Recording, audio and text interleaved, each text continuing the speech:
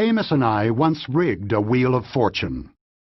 It was marked from 0 to 100, but we had it built so that it would stop only at 10 or 65.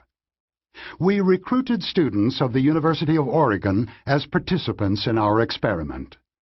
One of us would stand in front of a small group, spin the wheel, and ask them to write down the number on which the wheel stopped, which of course was either 10 or 65. We then asked them 2 questions. Is the percentage of African nations among UN members larger or smaller than the number you just wrote? What is your best guess of the percentage of African nations in the UN? The spin of a wheel of fortune, even one that is not rigged, cannot possibly yield useful information about anything, and the participants in our experiment should simply have ignored it. But they did not ignore it. The average estimates of those who saw 10 and 65 were 25% and 45% respectively. The phenomenon we were studying is so common and so important in the everyday world that you should know its name. It is an anchoring effect. It occurs when people consider a particular value for an unknown quantity before estimating that quantity. What happens is one of the most reliable and robust results of experimental psychology. The estimates stay close to the number that people considered, hence the image of an anchor.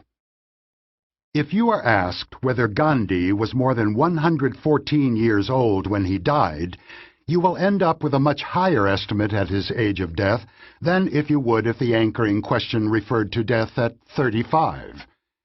If you consider how much you should pay for a house, you will be influenced by the asking price. The same house will appear more valuable if its listing price is high than if it is low, even if you are determined to resist the influence of this number, and so on. The list of anchoring effects is endless. Any number that you are asked to consider as a possible solution to an estimation problem will induce an anchoring effect. We were not the first to observe the effects of anchors, but our experiment was the first demonstration of its absurdity. People's judgments were influenced by an obviously uninformative number. There was no way to describe the anchoring effect of a wheel of fortune as reasonable. Amos and I published the experiment in our science paper, and it is one of the best known of the findings we reported there. There was only one trouble. Amos and I did not fully agree on the psychology of the anchoring effect. He supported one interpretation, I liked another, and we never found a way to settle the argument. The problem was finally solved decades later by the efforts of numerous investigators. It is now clear that Amos and I were both right. 2 different mechanisms produce anchoring effects, one for each system. There is a form of anchoring that occurs in a deliberate process of adjustment, an operation of System 2.